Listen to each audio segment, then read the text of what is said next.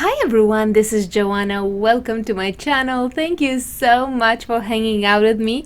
Today I am taking a shot at Labradorite. I have never made one before, but I have seen some gorgeous pieces that people have made. So I'm just gonna see if I can create something that I'm gonna like and something that you will like. So with that being said, let's get started on today's project.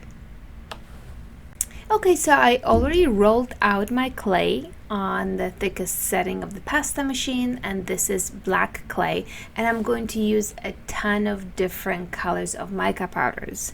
I don't really think that you need to use all of them, but I'm using gold, I'm using pearl, both of them are by Perfect Pearls, and then I'm going to use some Imperial Emerald and the bright green. Then I have another one that is blue purple, which is this one right now, and then a blue.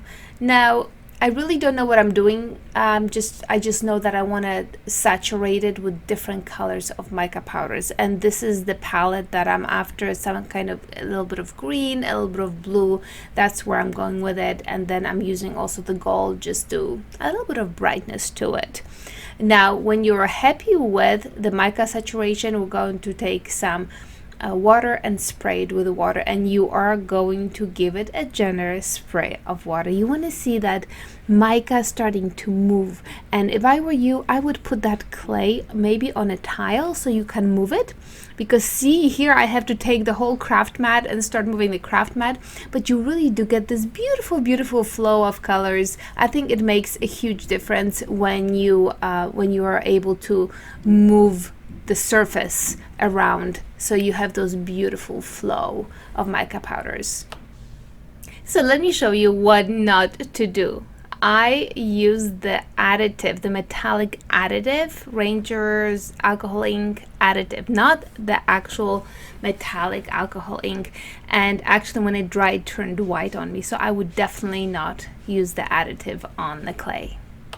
And then just to add a little bit more additional color, I went with indigo and some purple and just added it all over the clay. You know, you can move it around with your brush, you can blow it with the straw like I did here. You can add more water so that it flows better. You can do whatever on earth you want to do. All of it just gonna look beautiful.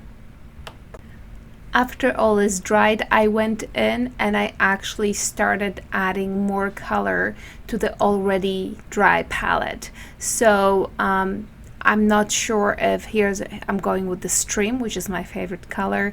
I don't know if it really is going to show in the outcome, because the outcome is like when you look at the colors of the outcome, you really cannot tell what color it is, but maybe that's what you need to do. You need to just put a bunch of different colors so that you can't tell what color it is really. So here you can see I'm going with different micas and adding more after it already dried, and when you're happy you're going to let it dry, and we're going to continue on. And here we are making our first cuts. And I'm making just straight cuts. As you can see, I forgot to record my very first cut, and I also have this little, what do you call, like a little wire brush, and that you can just run it through your clay and you can get those really nice long streaks. So for the first pendant, I'm using my resin mold. You can just use any scrap that you have, scrap clay that you have, and that's exactly what I did. Doesn't really matter what color it is, because we are going to cover it with our mica clay. So you're just gonna go and baby it and shape it, form it to the little oval clay ball that we have created. Now we're gonna have to work on the bottom part, but for now I'm happy with the way it looks, and I'm going to throw it in the oven just like that. And from now on I'm just going to go and create a couple of more, actually 3 more pendants, just taking little nice cuts with my oval cutter. And this one I'm placing at the bottom of a can or Pepsi can. It really is such a cool thing to have, and if you want to have that little band in your pendant. And here is another pendant, which actually it's the least interesting one in the bunch, and I am going to be stuck with all the scraps, and you know I'm not gonna let them just go to waste, so I'm just cutting and putting them together, and we shall see what's going to come out of it. And usually, if I'm lucky, I'm going to come up with something really cool. And actually this is exactly what happened, because my scrap pendant is probably my favorite pendant of the bunch. So you can see that I'm just stretching the clay a little bit just to fit my cutter.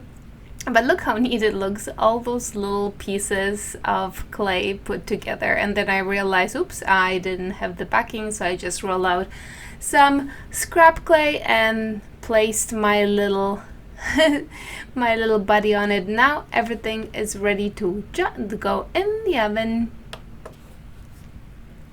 So now everything is out of the oven, and I have to fix the back for my little bug. It looks like a bug from the Mummy, you know, the ones that were crawling underneath people's skins. Now that I think about it.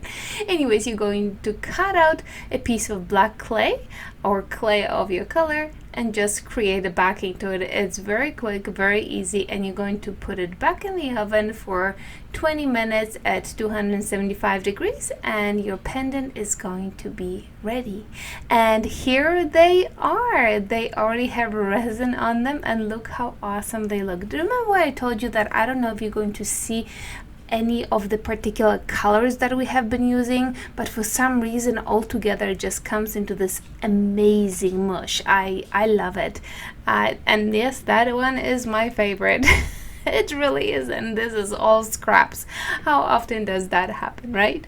Well, my friends, I really hope you enjoyed my take on Labradorite, and you enjoyed the video. Hopefully you'll take something out of it, and maybe you'll decide to create your own pendant like that. Anyways, my friends, thank you so much for watching. Subscribe if you enjoyed it, and till next time. Ta-da!